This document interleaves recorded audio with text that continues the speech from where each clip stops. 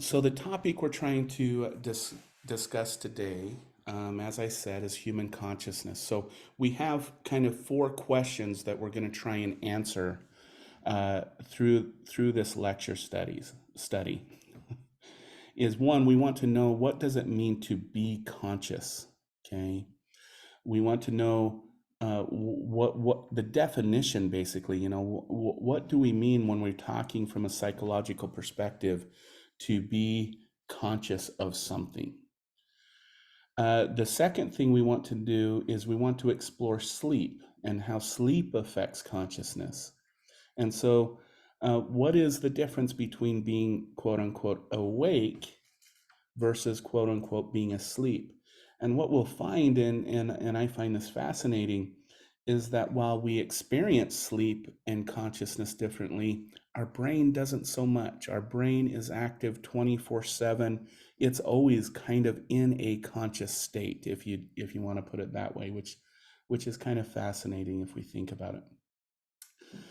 Then we're going to look at different methods of altering consciousness. So we're going to look at two specific areas, hypnosis and meditation, and how they influence our conscious states or our conscious experiences. And in both of these, we're going to see both the positive and negative consequences of both of these practices. And so we're going to look at those, and then we're going to end with how, when we chemically alter our consciousness through drugs, and we can even expand this. A lot of people don't think of it, but we can go to drugs, we could go to eating or food, we can go to gambling, and those types of things. How do all of those things that are an external source that we ingest in some way, how do they alter our perceptions and our consciousness of experience of the world? Okay, so these are the four main questions that we're aiming to investigate over the next two lectures. And so let's go ahead and begin with, what it means to be conscious. What does it mean to have conscious experiences? And we'll start with just kind of a definition. Is consciousness is your subjective experiences. Okay. If we look at the definition on the slide, it says a combination of a person's subjective experience of the external world and a person's internal mental activity. Okay. If you remember, when we go back to sensations and perceptions, okay, if we look at a perception, that really is our subjective experience. It's our interpretation of what's going on in our external world. But consciousness adds an element to perception in that it also represents a person's internal mental activity. Now, what is meant by mental activity? One, it deals with our emotional response to our perception or our subjective experience.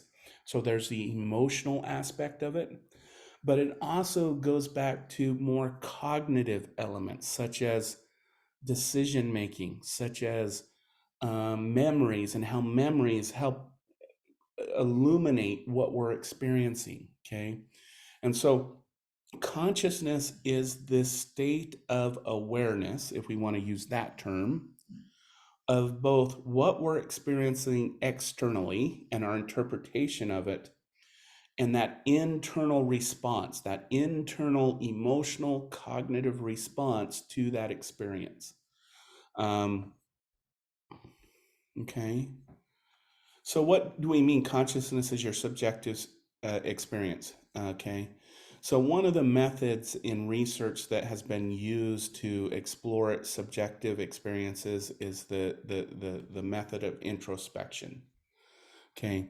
And this method was meant to analyze a personal experience and describe them to the researcher. So in introspection, what we have found is that, let's say I have 5 people, 5 individuals. I bring them into the lab. And what I am going to do is I'm going to say a word, okay? And I'm going to ask you to just blurt out, no matter, without censoring, without anything. Don't worry, this is confidential. No one is going to know. And the like.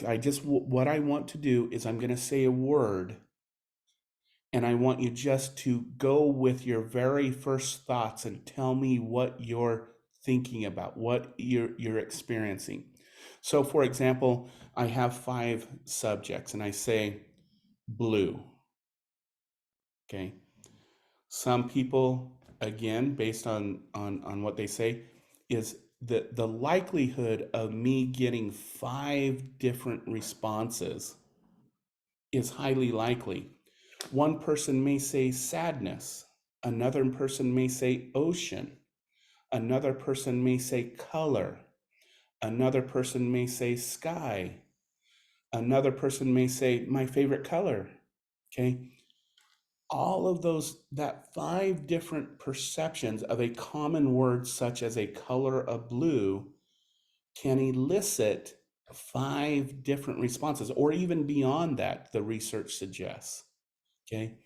In that, consciousness is not a shared experience. Consciousness has to do with how we're experiencing the world and our different interpretations of that experience. And that's what we mean by subjective. Okay. I will tell you, it's kind of interesting. Again, I mentioned how long I've been teaching classes like this. I've been teaching introductory or general psychology classes for many semesters. I've taught classes like this over 100 times. And it always fascinates me when I ask a subjective question about the class that initially I felt I well defined. So I'll ask a question like, what is, and we haven't gone over this is why I'm using this example, so I'm not getting into your psyche, is I'll ask, defines cognitive dissonance, which we'll get to later in the course, but cognitive dissonance. And it always fascinates me when I leave that as an open-ended question, how many different responses I get. And I realize that when I know the student and I know what they've been through, I realize they were interpreting it through their lens of experience, what I said. Even though I said the same thing to all students, regardless of how literal I am, everyone seems to define something a little bit different than what was originally intended. Okay. And even in people who are studying teaching mathematics and those types of things are starting to realize this, that really when it comes to difficulties for people who don't get math and don't get the process, is because they don't think the same way. They think their subjective experience of numbers is different than people who understand math. And in this literal example, if you ask someone who gets math, who are the math whizzes, they seem like they're savant to it, right? I'll bring up the example of my son. He's completing his doctorate in physics. He's a 4th-year doctorate student, and everything in physics has to do with an equation and solving some equation, right?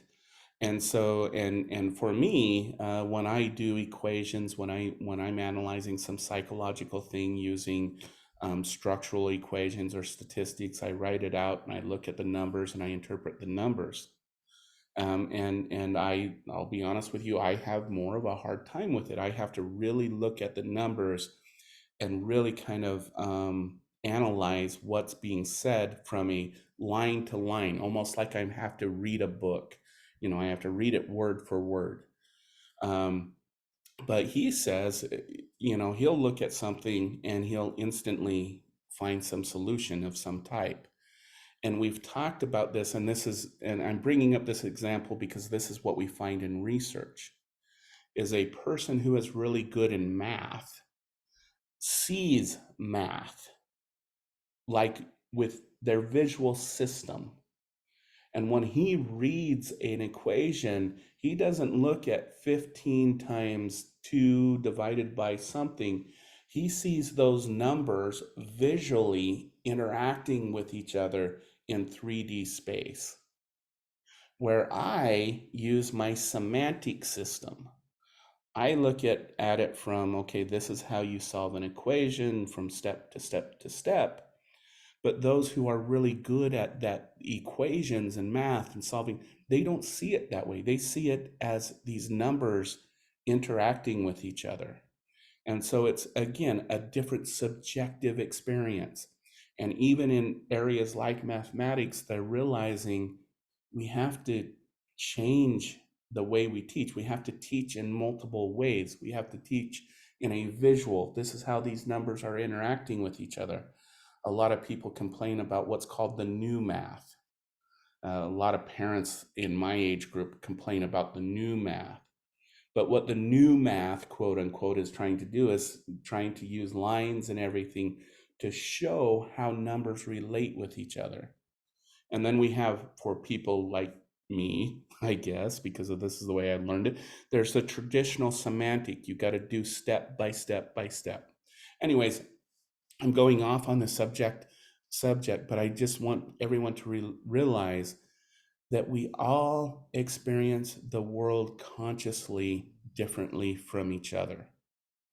And that's why a lot of organizations, a lot of places focus on communication, okay? And how to communicate what you're thinking and feeling in a way that can be understood by multiple individuals who are experiencing that communication differently, okay? And so this is why businesses and organizations and there's a lot of training. If you Google how do I communicate, you'll see a list of different organizations that provide communication skills, communication development. That's why those exist, is because we all experience this slightly different. Okay. All right, I think I went on that one way too long. All right, consciousness is your subjective experience. So let's look at kind of the difference between objective versus subjective. So you consider information an objective that exists apart from your opinion of it, where subjective is you consider information as a subject to your opinion of it.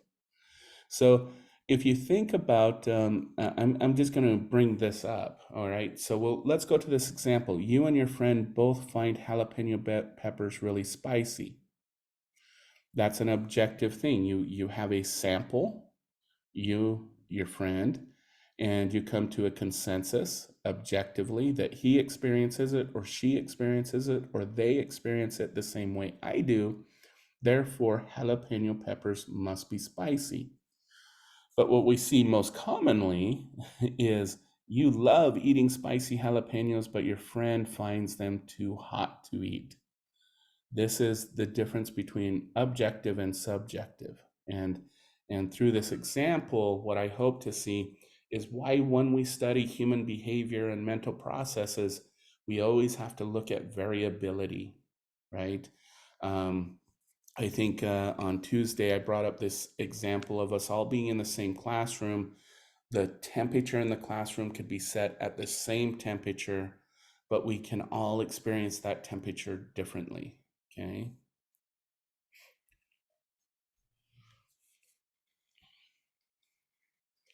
So because of the very nature of consciousness experiences differ from person to person, which we've already highlighted. But we also need to talk about levels of consciousness. I believe in the first week of class, or the week and a half of class, we went over different theories, and we looked at Sigmund Freud's, which is a largely unconscious theory, right? And he proposes that our unconscious world determines our conscious world. Remember, if you remember right. Okay, but when we're looking at the study of consciousness, we really split it between conscious and unconscious experience. Consciousness is when we are aware of our external world and our inner mental activities. Okay, so we have an understanding of those different aspects. Unconsciousness is when we lack an awareness of our external world and our inner mental activities. Okay, and so the question we do have to ask is someone ever really unconscious, and are we totally always conscious of our mental world and our external world? And I'm hoping, again, going back to the sensations and perceptions lecture that I asked you to do, is that we're not always aware of our external world, and we're not always aware completely of our inner mental world. And so we need to come to the realization that these two have an interaction with each other. Okay.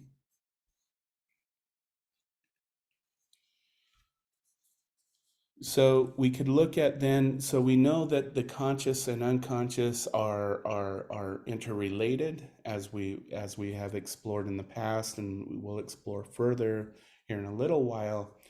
Then maybe what we should look at is states of consciousness.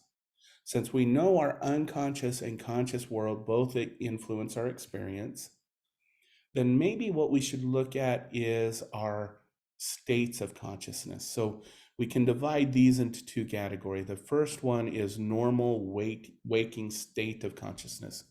And I'll just read this. It's a state of consciousness that reflects a clear awareness of the external world and our inner mental activity. It's, you want to think about it, it's when we are awake. Okay.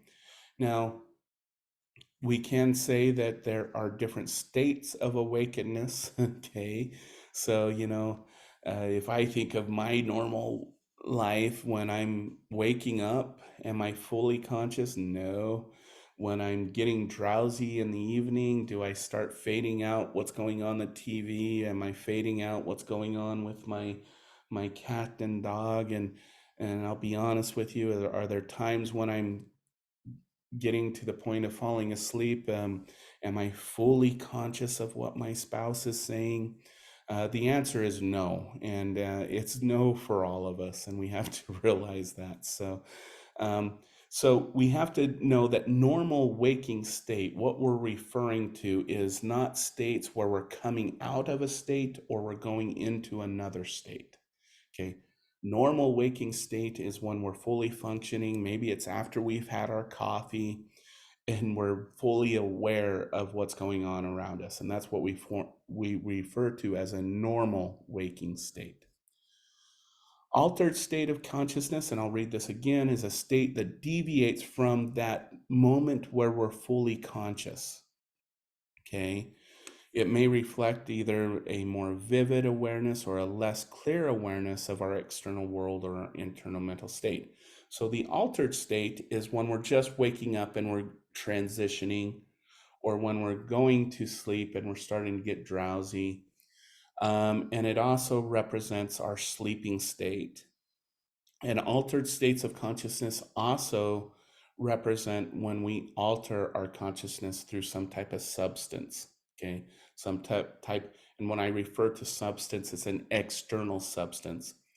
But it can also include, and I should correct myself, it can exclude a purposeful event such as meditation or hypnosis, something we take in order to alter our conscious state. Okay.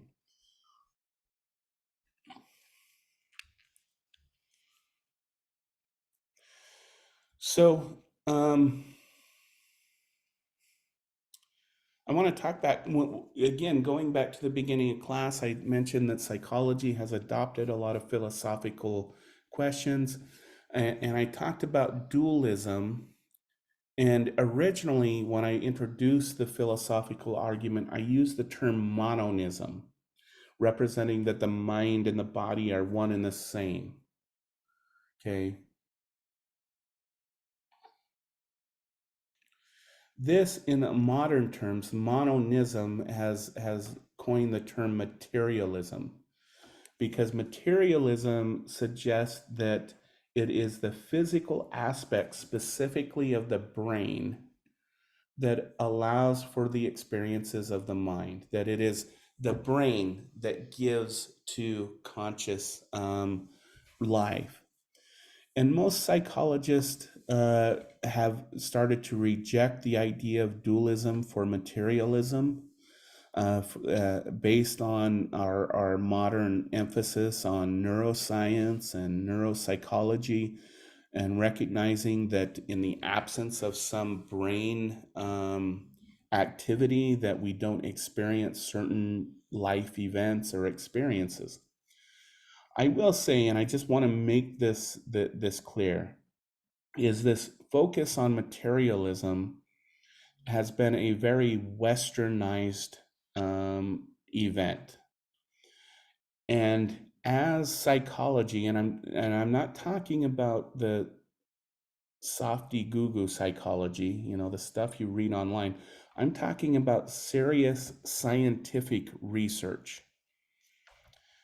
As we have tried to promote more minority groups into the field of psychology, when I speak minority groups, I'm talking about minority groups such as ethnic groups, such as eh, Black, Latino, Asian uh, uh, groups into the study of psychology.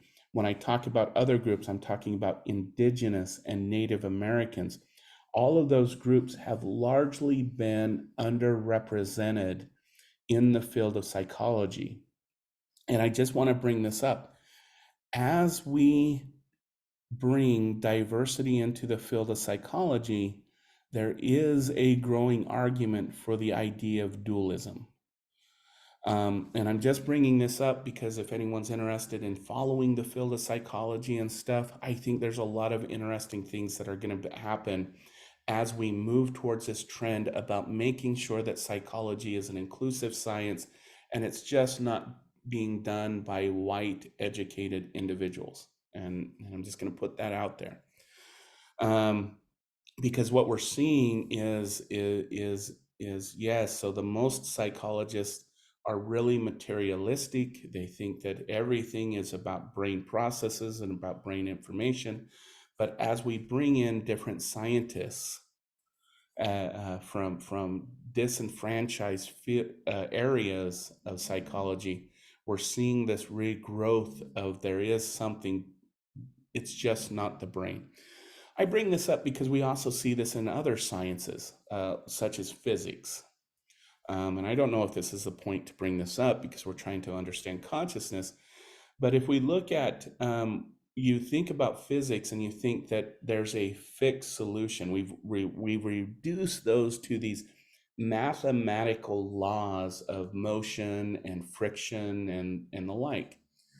But if you look at the interpretation, there is a different interpretation between Western and Eastern. Okay.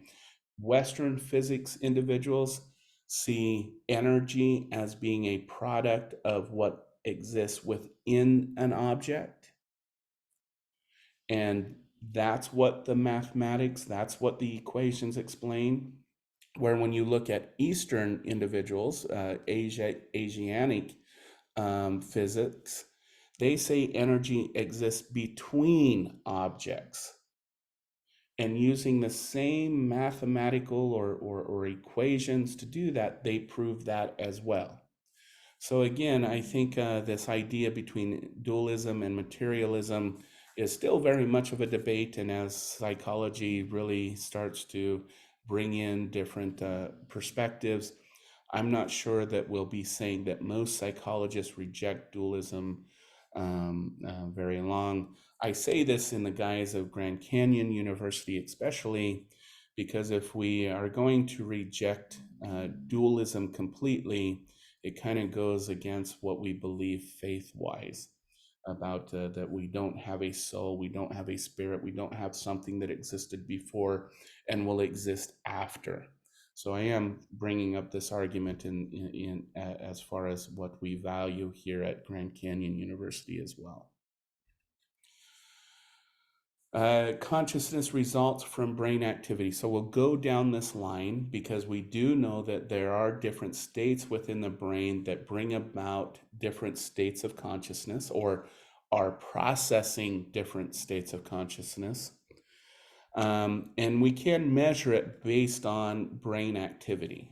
Okay, so we do know that the brain is the machinery of consciousness. It gives us that experience and integrates sensory information. And so let's look at this more specifically as far as it's related to brain processes. And it is important to state that the brain plays a very active role in our physical experience of consciousness, because we will see later that substances can alter the way we experience consciousness. But the thing that I do want to state along with that is that substances don't react independent or bring out an independent state of consciousness. Example being is in the field of, I worked for many years in the field of domestic violence, and I always heard he or she always only got violent when he was under the influence of let's use alcohol. And so what we did in the old days is we put the person through an alcohol treatment modality, assuming that, okay, that will reduce that person's aggression, because in their conscious state of being drunk, that's when they're abusive. So by eliminating that state of consciousness caused by that drinking, we therefore will eliminate that state of consciousness which creates the violence towards their spouse.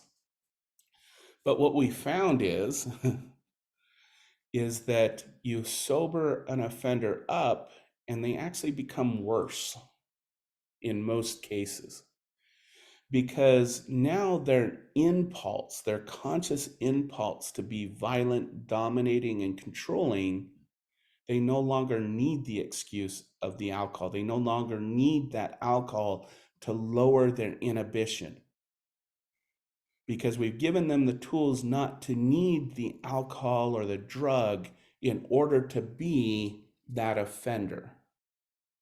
Okay, and that is something that we have found in dealing with this issue of consciousness. So brain activity, very important, yes, but does it explain everything? Probably not. Okay, but where are the areas that we do know are active when we're understanding different aspects of consciousness? Well, we know that the prefrontal cortex is, I understand plans. The motor, I understand the movement that's going on. When the parietal lobe becomes active when I'm feeling aware of the space. I can see things in that 3D area. And of course, the occipital and temporal lobe are involved in what I hear. And all of these processes work together. I will say that they all integrate in the parietal area to say, this is my conscious world, okay? So the key idea is global workspace. We're using all of our brain when we're in complete awareness. All activity is occurring in the brain, but different areas of the brain are processing different states of consciousness. And we can see consciousness results. One of the major areas that have been studied in understanding the influence of brain activity has been done with individuals who have traumatic brain injury or TBI. I will say, in previous universities and colleges I've worked with a lot of veterans, very young veterans who were involved in the Iraq War, Afghanistan conflict, those arenas of combat. and they've come back with TBIs because of, you've seen it on TV, I think, roadside bombs, all those kinds of things. And both their families and them will state, I'm a totally different person. I worked with a lot of spouses and whatnot who have said that he or she has completely changed. Before going there, before the TBI, they were very sensitive. They were caring about their children. They were these things, and then when they come back, they're aggressive, they're aloof. They seem not to care about what's going on in life. Okay, and so TBIs, we have seen, can change the way a person subjectively experiences their world and their reaction to that world. Okay, some examples: there are long-term effects on concussions, as mentioned, like increasing risk of things like multiple sclerosis for adolescents who experience concussions. These are some examples from these slides. Females are more vulnerable to concussions and have worse outcomes than males when we look at those types of situations. So we know that brain injury can really influence a person's experience of the world. Okay. All right. When we look at coma victims, people in comas, they continue to have sleep and wake cycles. Oftentimes they open their eyes and appear to be awake, but generally there's no response to their surroundings. Okay. And I'll just read this second slide. Brain imaging has shown that some people in comas are in a minimal conscious state. They are able to understand language and mental activity, but they cannot make their bodies respond. A lot of this research, and I think it's fascinating, is comes from research done on people who are sedated during surgery. And it kind of came out of because surgeons and nurses, when they're working on a person's body, because of the situation that they're in, can have very dark humor. That dark humor is, they use that to cope through what they're doing to another human body, open heart surgery or something like that. And a lot of times, one thing that we should know, that when we are sedated or in an unconscious state, is our body functions. So when certain parts of our body are stimulated, that will react. And so there's a lot of surgical stories, especially with abdominal surgery and that, where the individual is stimulated and they might get an erection or something like that, and the group will kind of laugh and make fun of the individual. Or sometimes my dad was very obese, and he was in the hospital for a ruptured intestines.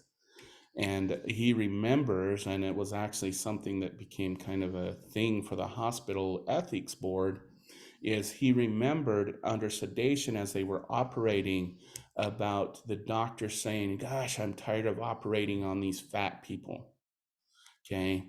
And so a lot of this information about what we know about awareness when a person is put in an unconscious state comes from people's experiences when they've been sedated. And yes, I will state this is why some surgeons, if you've seen in media and stuff, get charged with things like sexual assault. This is why a lot of surgeries are now recorded, because there's a human rights issue, because people in that unconscious state still have some minimal awareness of what's going on around them. The question that has been arisen when it comes to individuals who are in a coma is, do they completely stop their mental realization of the world? Because again, when we look at their brain activity, the brain is still going through sleep and awake cycles. So even though they cannot physically respond, the question that we have to ask, especially when it comes to some of these individuals who can recall minimal conscious states when put in an unconscious state, is, do we actually lose consciousness when we go into a coma state? Now, I'm not talking about temporary blackouts. I'm not talking about those moments when we become unconscious because our heart stops. I'm talking about when we're in a complete comic state or a complete sedative state. That is the unspoken question because the brain still remains active during those times. So, so coma is really more about being unresponsiveness or what we call wakefulness syndrome. And a lot of people who are in coma, it's becoming more and more of a treatment modality to treat that person as if they are fully consciousness, because it may be, and more evidence is suggesting this, is that they're just unresponsive to their wakeful conscious state. Okay. Consciousness, as we can see, going into the brain even more, we can see that the brain becomes active. So similar regions of the brain were active in coma patients. This is, again, when we look at coma states, we can see that while it's not fully, there's still activity going on here, and we can see in the spatial imagery that they're even having spatial. This area right here represents the temporal lobe. This area here is that sensory strip that we talked about. So people are still experiencing things on a sensory level and on a spatial level, even when they're under a coma. Okay.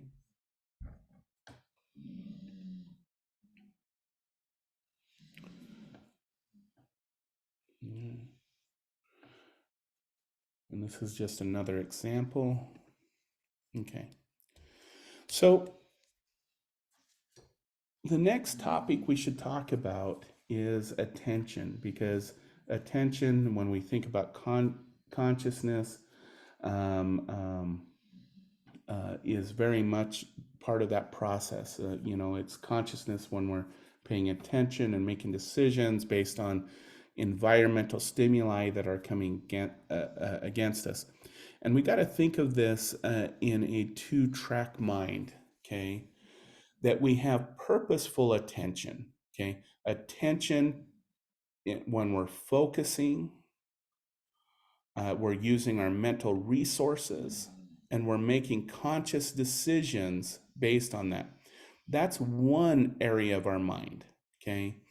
The other area of our mind or our brain is attention that involves automatic processes versus controlled processes, okay?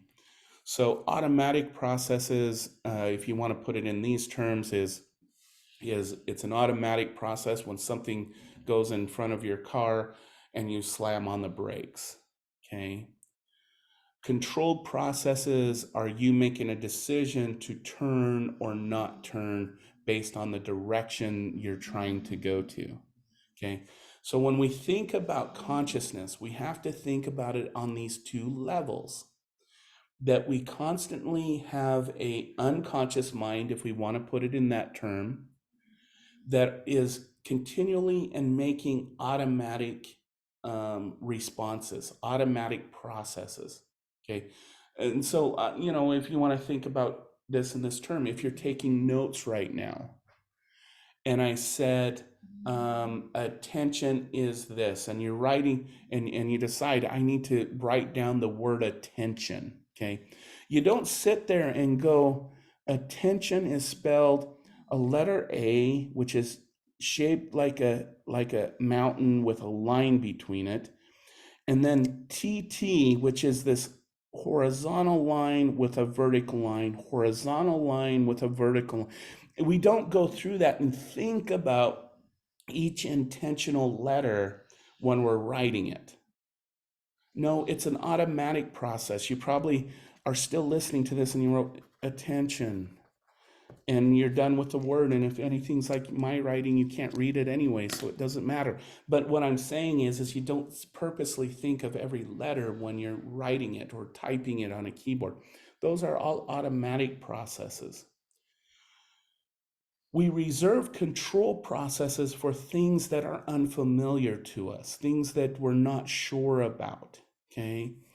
Um, and so when a strange situation comes up, such as your wife walking into the room, and you have to think of, okay, she's walking in the room. What do you think her intentions are? Is she going to come and bug me and while I'm working, or is she going to just grab something out of the cupboard or drink something really quick and leave? Those are those are things that require more controlled processing. It requires you to become more aware of it. So remember that all of our behaviors are a combination of these two things. So just to elaborate on this, automatic processes are fast. They do not require a lot of mental resources. Controlled processes are slow and they require more mental resources. They're exhausting. Okay. We think about, doing homework when you have to study something and you have to sit there and read it and think about it. It's exhausting. It's tiring. I know some people who would rather go to a gym for 5 hours and work out 5 hours straight than sit and have that kind of focus on a mental task. Automatic processes, they don't take much resources. We do them automatically and without thought. And it's a very quick thing. And this is the goal of things of gaining expertise, because what we want is for things to go from a controlled process, something that we have to intentionally think about, to an automatic process, something that just comes straight to mind. So conscious involves attention, the dangers, and we've seen this, the dangers of distracted driving when we have multiple attention going towards different things. So talking and texting on a mobile phone while driving is dangerous. Driver's performance is still impaired when the driver is using a hand-free device, which is what the research is showing. And even use of intelligent personal assistants such as Siri's and Google's. I've seen a lot of individuals that right now in one of the colleges I'm working for, we're having a debate on whether we should have a policy about a student like in this class who is driving while trying to pay attention to the class. All right, here in the state of Arizona, it's illegal for you to have your device in your hand and actively using it. A police officer, if they see that in your window, they don't need any other excuse to pull you over, and they can provide you a ticket. But here in the state of Arizona, it is still legal to use hand-free devices or use Siri or Google Assistants to talk or text while you're driving. But the research has shown that these two techniques are just as dangerous as having the actual device in your hand, because it divides that attention of consciousness. Okay. And so that's just some kind of interesting thing when we become conscious of something, we tend to drive towards that specific thing that we're attending to, and we stop attending to those things that, well, while we're driving, we should be attending to. And so this brings up the topic of multitasking, right? And so multitasking is when attention is divided between, working, texting, and taking care of the kids, as an example. But divided attention is also limited. Okay, and this is an important aspect that we should talk about, is that we find that people who say they're good at multitasking are really not as good as they think. Their quality of work isn't the same. The quality of what they're doing isn't the same. So even people who can claim they can listen to music and watch the TV and study at the same time all tend to have the same lower results as someone who says, I'm just suck at studying, or the like.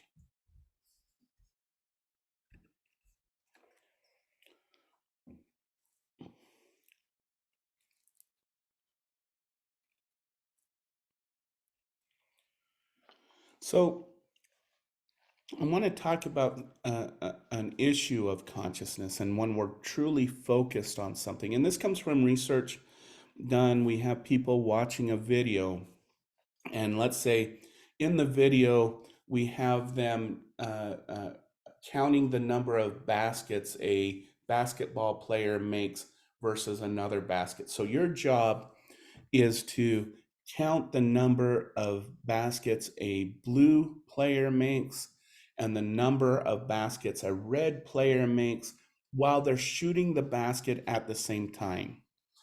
And then sometime during this video, we have a clown run across the courtyard, or we have in one of the funny examples that was used on a TV example, they had naked person running across the courtyard, which you would think would change attention and change consciousness. You have a clown or you have someone who's completely nude coming across the field, you think people would change their state of consciousness and become aware of that object running through space. And what we have found is that largely people don't detect the clown. In the research of the example of the clown, when we're asking people to watch baskets, less than 10% report seeing the clown during the entire activity. Okay. This is the trick of magicians. This is the trick of people who do well, magic tricks, card tricks, and everything. Is they understand this inattentional blindness, that people, when you're flipping a card for a certain card or you're making something appear out of some, they understand that your attention is focused where they're making you focus, but they can have all of this other stuff going on that you're completely not aware of. And so when we become completely focused on a single thing, we often miss a lot of information that is going on around us.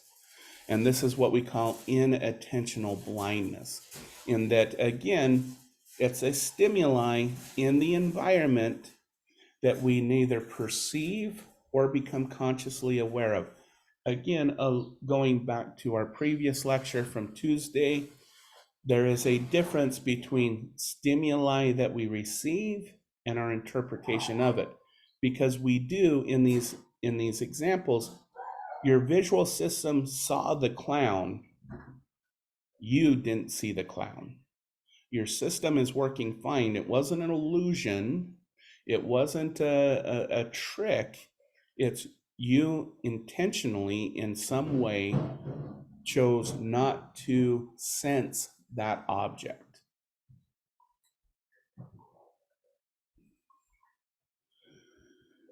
So this is an example of inattentional blindness, this research right here, which I think is really good. In part 1, a participant approaches a stranger and asks for direction. 2, the stranger is momentarily blocked by a large object. While the barrier is in place, a new person replaces the seeker. So in this situation, what you have is you have someone giving you this map and asking, where is this? So your attention is focused on trying to provide these directions. And then they take a little wall and a barrier and they exchange the person asking for directions. It could be from a male to a female or to another male or whatever. And this is a result. Half of the participants giving directions never noticed they were talking to a different person. So inattentional blindness results from a lack of conscious awareness of certain visual information. And again, this brings up the question, what does inattentional blindness tell us about how much attention we pay to strangers? Okay. And I'm going to bring this example up when we get into social psychology and when we start talking about bias and prejudice, and this is all of these things can be linked back to this unwillingness to also have a conscious awareness of the person sitting across from us when we're trying to have a conversation. And so we'll come back to this inattentional blindness when we get into the topic of how we evaluate other people. Okay.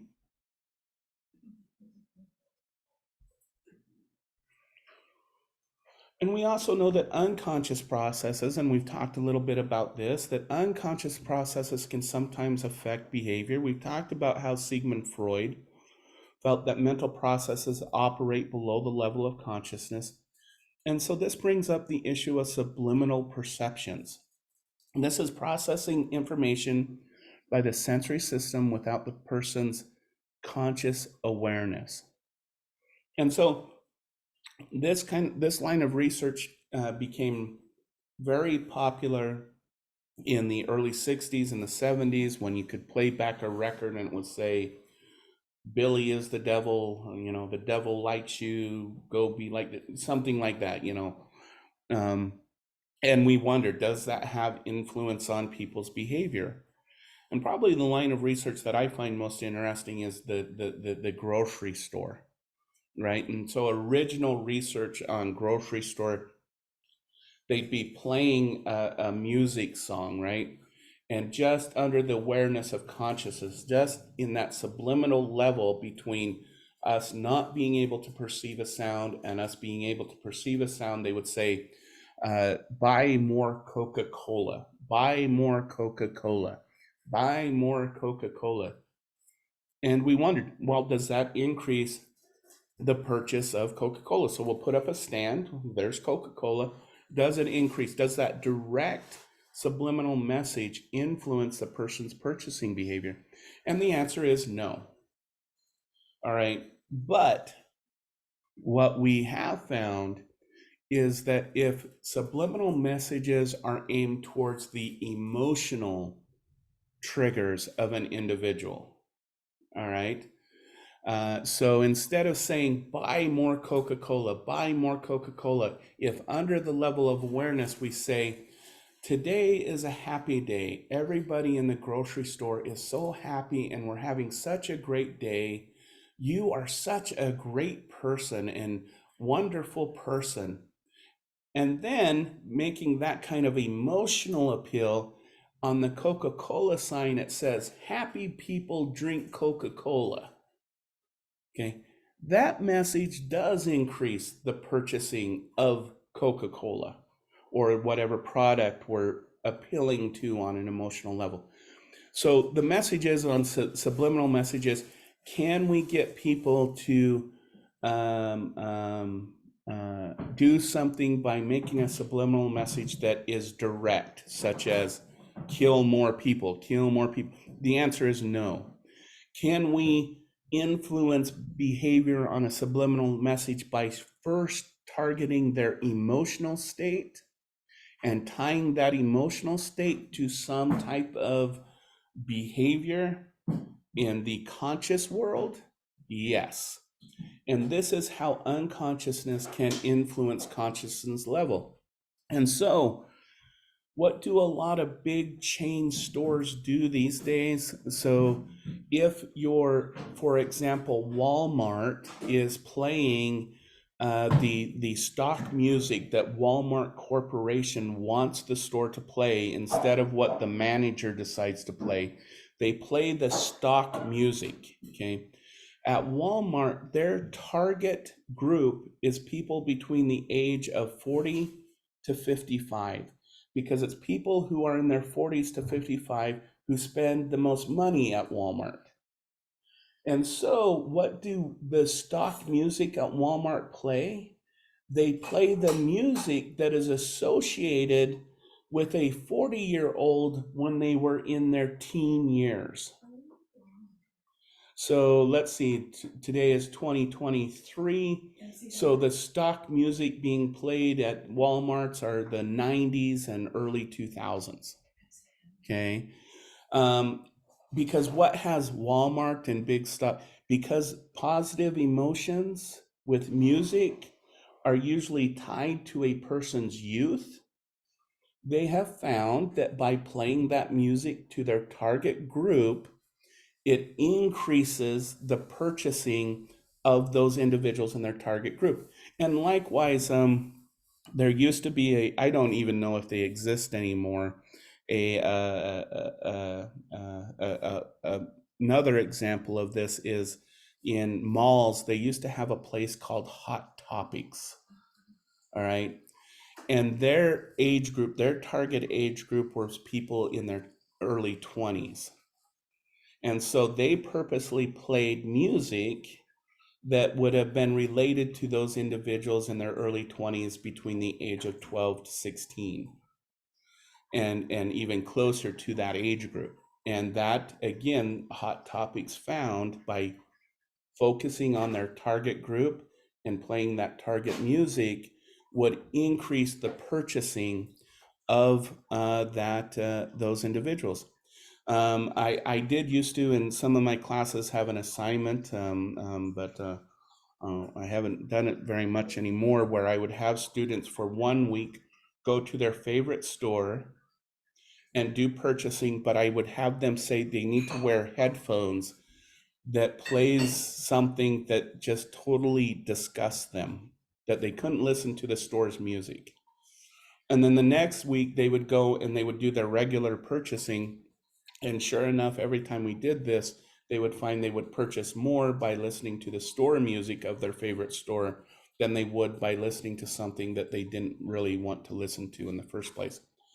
Again, this is just an example of how unconscious processes can influence our conscious reality and our conscious behavior specifically.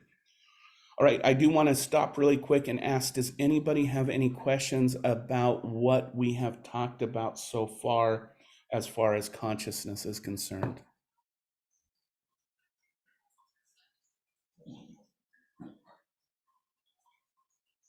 Thank you, Amelia. Okay, thank you. Thank you, Adriana. Okay. All right, I just want to cover one more topic about consciousness. We talked about that already. All right.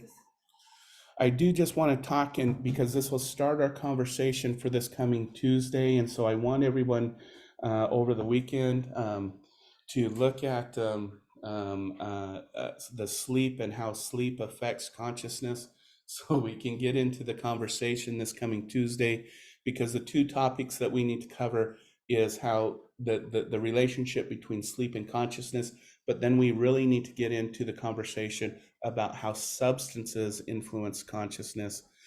And the first thing we should discuss really quickly is, how does consciousness change during sleep? People commonly think that the brain shuts itself down during sleep, but in fact, many brain regions are more active when we're asleep than when we are awake. Specific areas that have always interested me are the areas associated with memory, because one of the things that we've come to understand about sleep is this is when we're consolidating memories, and when memories go from our short-term experiences into long-term understanding and long-term memory. Sleep is a part of normal rhythm of life. We usually call this the circadian rhythm. It's where regulation of biological processes are regular on a daily process. And we know that the circadian rhythm is based on how our vision system is processing light. So as the sun goes up, we become more and more into a conscious state. And when light becomes more and more dim, we become more into a sleepy state. In fact, it's when lights are dim that we start to produce the hormone melatonin, which is associated with sleepiness states. And just in that counter, bright lights reduce melatonin, while darkness increases its production. So when we look at this from an EEG perspective, so this measures the different brain waves that we see that in a normal waking state, our brain is very pretty in what we call a beta wave. And as you see, as we go to more and more sleep, the waves become more and more intense. and we go through stage 1, stage 2, and then we go into stage 3, which is what's called slow waves. You can see they're more abrupt and in between. And then we go into what's called REM sleep.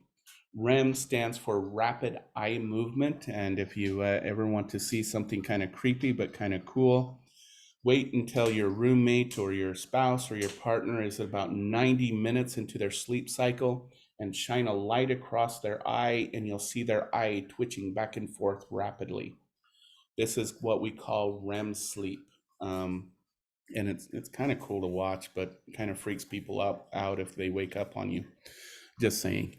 So these are the different stages of sleep. These stages right here are considered more deep sleep stages. These stages here are more considered more mellow, or not as deep as these two stages. It's in stage N1 and stage N2 that if you wake the person up, they look really confused. They look daisical. They don't really understand what's going on around them. Where in these other stages, it's not so much. Now, I will say, if you wake someone up in a dream state and they're still between consciousness and asleep, they can't tell the difference between what they're dreaming and what you're trying to have them experience, which can be kind of fun because they come up with some interesting stories.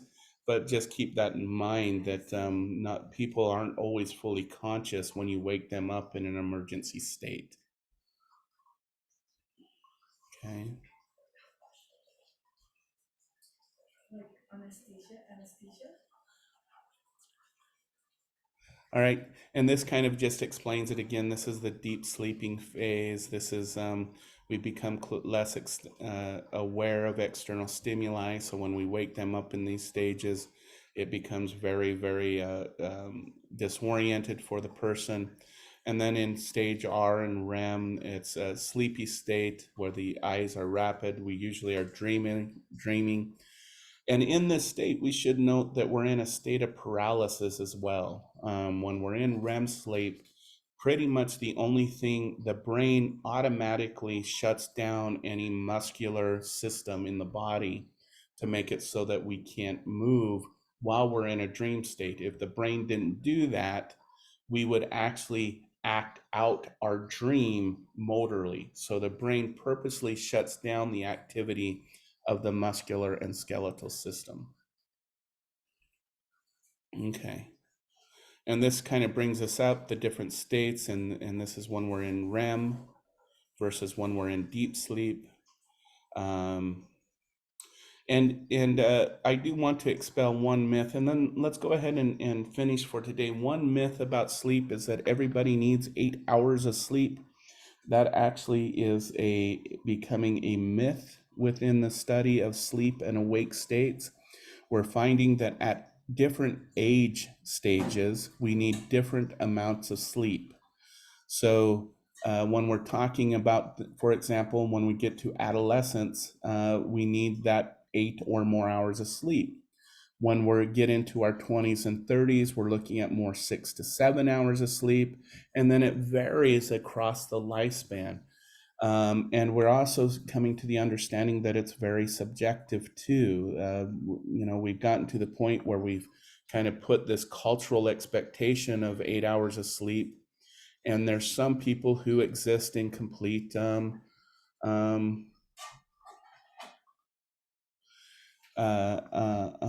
that they're totally tired. And what we have learned is when people undersleep or oversleep is when it creates the same mental condition. So when we oversleep, if we sleep beyond the hours necessary, we wake up groggy and tired.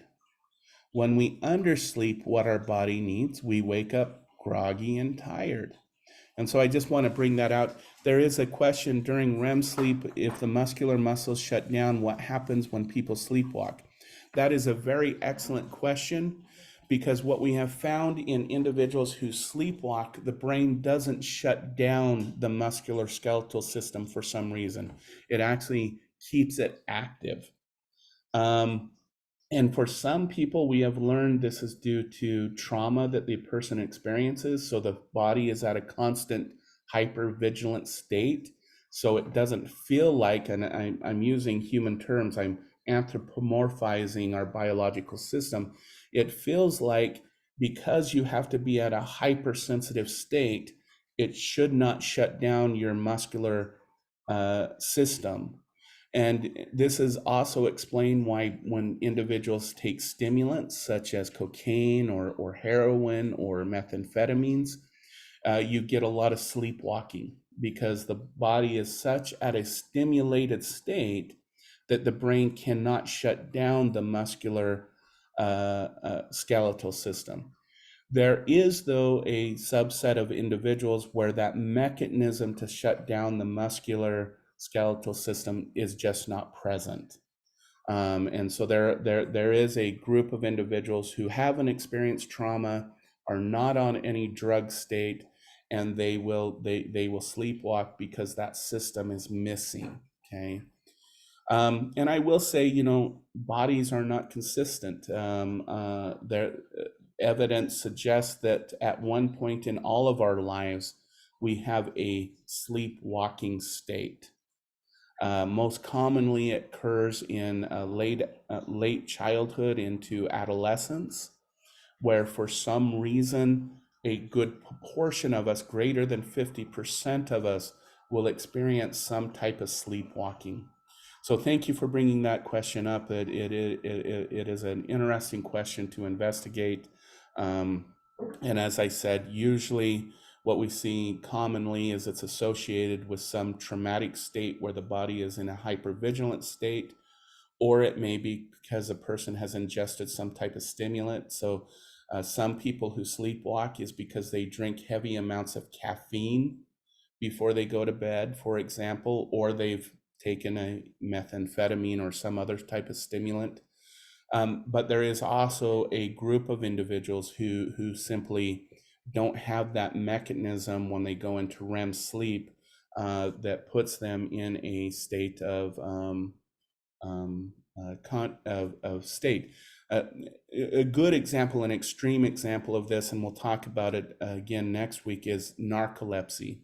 My dad had severe narcolepsy, and what narcolepsy is that when you are awake, the brain thinks you are asleep, and when you are asleep, your brain thinks you are awake. Okay, so when my dad went into a narcoleptic state, it is when someone just suddenly falls asleep for no reason. His body would go into that complete paralysis. So if he fell asleep while he was standing, you hope that there was a soft surface for him to fall on. And they become completely unreactive to the world. Okay. But when he was awake and his brain thought he was asleep, that's when he would experience those moments of paralysis as well. So very good question, and I appreciate that question coming up. And we'll talk more about narcolepsy when we get into next week discussion about different disorders of sleep, such as sleep apnea, narcolepsy, and the like. We should state, and I'll end with this, dreams, and we'll get into dreams a little bit more. We'll start with dreams on Tuesday. I don't want to get too far into this discussion with the limited time we have left, but dreams are a product of consciousness during sleep, in which person confuses images and fantasies with reality. That's basically, quote unquote, the definition of dreams. And on average, people will spend 6 years of their lives in a dream state, okay? The question is that we'll get into starting on Tuesday is, why do people dream? And I will tell you the most predominant theory at the time is because it's part of the way the brain processes information, and it's about memory integration. And so so let's hang with that cliffhanger today. So what I